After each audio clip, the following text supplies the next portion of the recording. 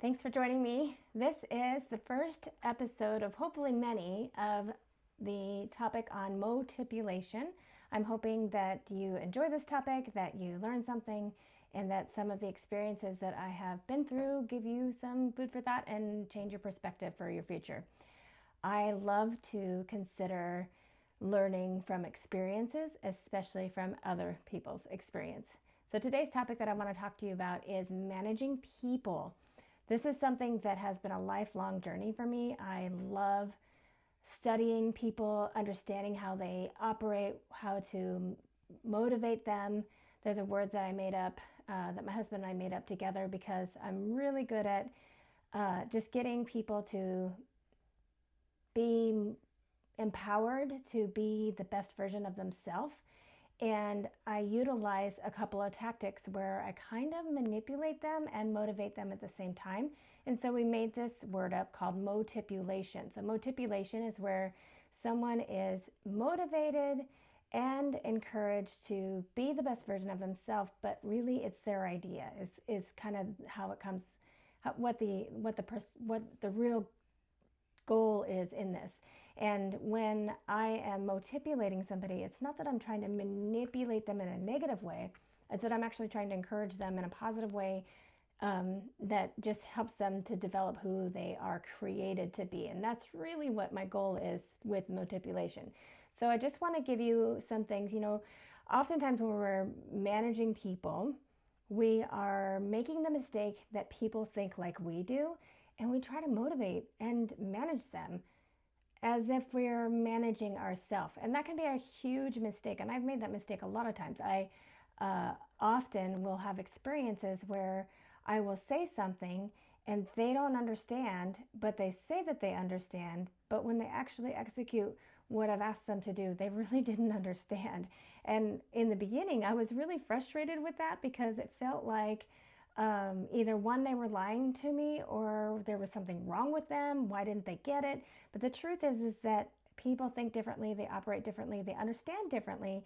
So we have to learn how to train people and motivate them into what we need them to do and executing the way that we need them to execute. So remembering that you are not managing yourself is super important to this process. Now, the very first thing when it comes to managing people is you have to figure out how to correct them without them pushing back. So I do this exercise with everyone. Is whenever I am teaching my leadership team or talking to anybody about pushing someone to be better or to be a better version of themselves or to do what you need them to do, part of pushing awakens inside of us this desire to push back. So I always do an exercise where I say, hold your hand up. And I don't explain to them why I want them to hold their hand up. And then I put my hand up to theirs. And then I push. And 100% of the time, when I push, they push back. It's a natural human behavior. We don't want to be pushed. I don't want to be told what to do. I don't want to be told where to go. I don't want to be told how to behave or any of these things in the beginning. I'm going to resist you, especially if I don't know why you're doing what you're doing and I don't understand the process and I don't see where we're going. So remembering that when we're giving correction, when we're giving feedback, we're trying to make sure that they're not pushing back while we're giving that feedback. So we have to be careful with the words that we use. And I am very, very intentional with my words. I'm very careful with, I don't use words like always or never, any of those absolute words. Because whenever I say to an employee, you always mess up or you're always late, the things that they're going to remember are the 3 times that they didn't out of the 1,000. And they're going to focus on those 3 times that they didn't. So using absolute words you have to be really careful about that. Also using you statements. You do this, you do that. Those also awaken that pushback in somebody. So being really, really careful and intentional with the way that we word things is important. Another thing that I do, especially in moments that are either super important or have high energy, is touch. Not everybody likes touch. I've had employees where if you stand next to them and you just put your hand on their arm, they kind of cower and pull back. And so you have to be really mindful about that. Not everybody enjoys physical touch. I personally am not a hugger. I don't really enjoy when people are super physical with me. But if I know you well, I'm comfortable and I'm okay with it. And I've learned to train myself over time to be a little bit more physical, because there are people that they really love that physical touch. And so for me, I will just put my hand like on somebody's arm. Nothing inappropriate, not on areas where you're not supposed to. Arm or, back of the shoulder when I'm giving praise. And there's something about that touch when you're giving that praise. It creates a different energy, and it makes it feel a little bit more personal. You got to be really careful, be intentional. I mean, if you're an older man to a younger woman, probably not do that. Also, women, we have to be extra careful because guys can read some of our behavior as being flirtatious when it's not really. So that's aside from the point. But I'm just talking about an employee that you've had for a long time. I will come up and I'll put my arm on their shoulder and I'll say, hey, I saw you do that thing today and I was really impressed and I really appreciate that. So just being intentional with touch, there's just something about it. It just adds to that praise. And when you give somebody praise, you have to be really, really intentional. So I can't just say, hey, I'm really proud of you. I have to be specifically looking for something that they did. And I do this naturally now because I practice it over the years. And I have a reminder on my phone that goes off every day that says, have you been intentional with someone today? Have you given praise? My praise is I'm looking for what they're doing really well. I'm looking for the thing that they did. I'll give you an example. I had an employee that we have to thaw out our chicken, and you have to use running water in order to thaw it out in one of our restaurants. And if we're thawing it in a hurry, we're running it under cold water. And so they come in these 50-pound or 40-pound blocks. It's literally like this block of ice of frozen chicken. And so we put it in the sink in a bin. We turn the water on trickle and we just let it kind of go over the chicken to thaw it out. And he developed this little contraption out of aluminum foil that made the water go in multiple different directions, like a fountain over this chicken, to help get it all over every part of the chicken. And when I saw it, I was like, wow, that's pretty genius strap there, this little contraption that you created. And I told him, I said, I pointed it out and I made a big deal out of it. And I made a big deal out of it in front of the other employees and said, that's really innovative. That's really genius. And I'm really amazed that that you were able to come up with this. It's super cool. I'm really glad that you did that. And so what happened is this employee just felt very empowered and he wanted to do more. That's that motivating factor, but manipulating at the same time. You're looking for specifically things that they're doing. I had another employee that I asked him if he would be willing to start doing some of our baking. He's one of our head prep kitchen people, and I had a feeling that he'd be really good at it. And so I said, hey, would you be willing to start making some of our cookies that we make? We make all of our cookies in-house. We have several different varieties. And he made the cookies, and then I said, wow, these turned out amazing. And so I took pictures of them and I put them on social media. And something about that praise, it was public praise, it was me making a big deal out of it, and all of that made him feel so empowered that he came in the next day and he said, I went home and I was practicing recipes. And this employee also brings me new recipes, like, hey, I was thinking we could try this out. And I just think that's really cool to see how that little bit of encouragement caused him to, on his off time, try to find ways to make us better while he's at work. And it's amazing how these little praise tactics, how well they just really encourage and fill someone up. I had a mentor once tell me when in parenting, what she would try to do, because oftentimes kids will be closed, especially if you're giving them criticism or correction all the time. It just makes them feel like they're closed. And she says she tries to find ways to have them be open so that they can receive the correction that they need. And that's what those little tips of praise do for people, especially when they're intentional praise. I have a certain person that I've been mentoring, and she'll say, I give praise all the time. And I think that we think when we walk by and we go, that looks good, that's praise. It's not really that intentional, really making a difference praise in somebody's life.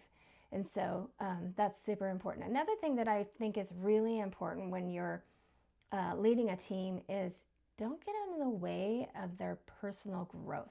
So if someone has made a mistake and that mistake is painful for them, there's a point where we actually stifle their growth by rescuing them from that. I love to use consequences, natural consequences, as the teaching tool in someone's life. When I was raising my kids, we always had a freedom that you would gain every year on your birthday. And this was our tactic to teach them how to be adults that can manage for themselves and also teach them how to be responsible. So, like when they were 12 years old, we told them you could keep your bedroom the way you wanted it. I wouldn't come in and make your bed or put your clothes away or anything. You manage your room. I just have a couple of rules. Number one, no bugs and no critters. And number two, no dirty dishes. And number three, it can't spill out into the house. So if your room starts stinking and it's making the rest of the house smell, it's going to be time to clean it up. We have no sewage plants in the house, okay? So that was a freedom that they have. When they turned 13, the freedom was once you turn 13 years old, you can set your own bedtime. I will no longer tell you when to go to bed, but the caveat is you have to get yourself up in the morning. My middle son can tell you stories. He's still kind of mad at me. He actually brought it up recently and said, I'm still a little bit mad about it. But I once I set that rule, I set it. He manage his own life, manage his own schedule, get himself up in the morning. And he missed school multiple times and was late to work because I absolutely will not wake you up. You set your own bedtime.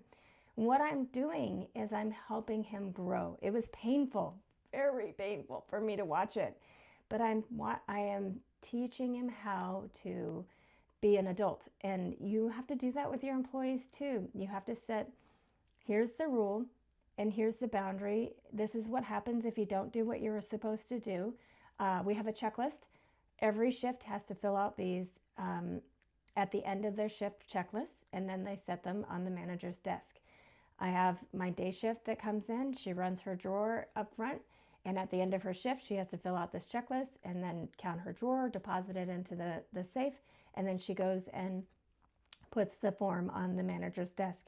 She didn't do it for 4 days in a row, and we were balancing out the accounts, and the drawer ended up being short. And I said to her, hey, I don't see a checklist from you. I don't see that you have deposited your drawer or counted it or anything. And now that the cash drawer is short, you're now accountable for that. And it wasn't her shift that it was short, but she didn't fill out her checklist. And that freaked her out so much that she is very intentional every day of filling out her form because she doesn't want to be responsible for somebody else that may or may not be accurately taking care of their cash drawer. And that's a big deal because that's a lot of money to be held accountable for. So the other thing that is important is you need to make sure that you are careful with your energy matching. This one I think is super important. I like to liken it to a thermostat versus a thermometer. Thermostat sets the temperature and you walk away, and that's the temperature. Whether the front door is left open or a window is open, the thermostat says we're going to be 70 degrees and we're going to continue to put in 70 degrees until we are 70 degrees. Now, a thermometer walks around and checks the temperature of everything around it, and it adjusts based on the temperature around it. So if you are responding with energy matching, when somebody comes in stressed out, so you're stressed out, or somebody comes in upset, so you're upset, or depressed, so it gets on you, you're energy matching. And that is going to create an environment that is very unsafe for your employees to work in. You can't be an energy matcher. You have to be the energy. You have to create and decide what the energy is going to be in the room. And one of my favorite things to do when I'm driving to work, and I say this a lot to my employees, is I will say to myself, it's going to be a good day. Today is going to be a good day. And when I say those words, it is really strange how the brain operates because we're part of the conversation together. And somehow when I say it's going to be a good day, I can't help myself but smile. My brain creates the chemicals to create the experience of we're going to have a good day. And even though I'm motipulating myself by telling myself this is what we're going to do, it creates all of the stuff that is necessary inside my brain for that to be a reality. And so I really believe that you can create your own reality if you decide that you want it to be a specific way. And as a manager, you kind of have to. You have to fake it in front of your staff. But I don't really think you have to actually fake it. I think you just have to program yourself to say, today's going to be a great day. And you come in with that attitude of today's going to be a great day. And the thermostat is set and the room starts to become today is going to be a great day. Some people are going to have, a chip on the shoulder when they walk into work, and you just can't let that ruin your day. You have to be the person that sets the temperature. Another thing that you have to be careful about is people pleasing. I am a reformed people pleaser. I used to be worried about what people thought about me, how they're going to respond to me, what they were saying about me. But honestly, after years and years and years of being able to get on the camera system and listen to people complain about me, I've gotten a really thick skin. And I've realized that sometimes people are just mad about themselves, or they got something going on in their own life, and it's really not about me. And I don't need to be the one that takes on everyone else's emotions. And I don't have to be worried about them and what they're thinking and how they're feeling. I really, really love just telling myself the truth. I like to look at the facts and the true information, especially if I feel bad. I mean, I've had to fire people that were heartbreaking. I had an employee that worked for us for 5 years that I had to let go, and I still feel, just sadness about it. But I know the truth. I know what is real because I have written it down, and I've reminded myself that here's the truth, and I didn't make the wrong decision. It was the right decision for the company. It was the right decision for that person as well.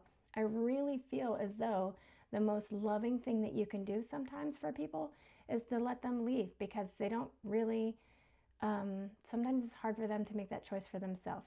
And when they become toxic and it's in a situation where they really need to go somewhere else, then it's important for me to make those decisions. And I cannot operate a business from a place of feelings. If you are doing that, you are going to find yourself pretty miserable, because you're going to be feeling like you are in charge of everyone's emotions all the time. And you're not. The only person that you can control, the only person in this entire world, is yourself. You can't control how people feel, you can't control how they respond, and you can't control how they behave. All you can do is control yourself. You can set boundaries, you can set expectations, you can build SOPs, all kinds of stuff. And at the end of the day, people have to police themselves, and you are not responsible for them when they don't. So it's important to stand your ground, to be clear. And when somebody tries to manipulate you, gaslight you, get you to change your mind about things, I really like this statement. That's not going to work for me. I really appreciate being bold and giving short answers. Giving short answers doesn't allow people to argue with me, doesn't give them leverage to disagree or to try to change my mind. I just say that's just not going to work out for me. I had an employee actually very recently that we had to let go because of some illegal activities that were happening.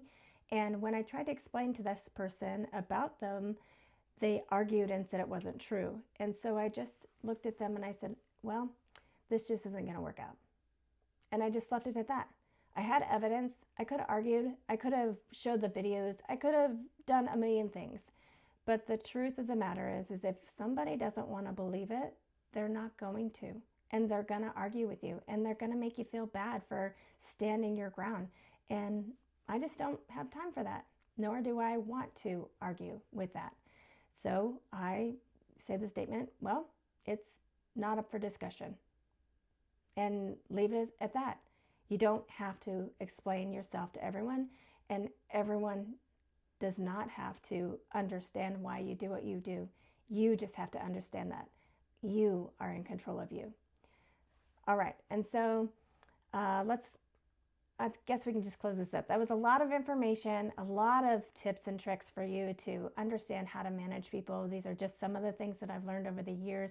I've had a business, I've been in business now for almost 3 decades, and managing people is probably the hardest part of being a business owner, because you are not only responsible for paying your own household expenses and for your family and your children, but you're also responsible for making sure that these people that are working for you are empowered to do their job and have the skills and the necessary tools in order to do their job well, and that they also are able to support their families. And that's a big deal. It's a huge responsibility, and you want to do it well, and you want to do it in a way that makes people feel like when they leave, they're really grateful. They're really grateful for the time that you spent with them, for the intention that you put on them, and for helping them be a better version of themselves. And that is the biggest compliment that I ever receive, is all these employees coming back and saying to me, I'm really grateful for you and all that you did, because it made me a better person. So if you like what you saw, follow me, subscribe below. I plan on doing lots more of these videos, and I'm so grateful for your time and your attention, because these are things that I just think are really valuable, and I hope that it helps someone. Thank you so much.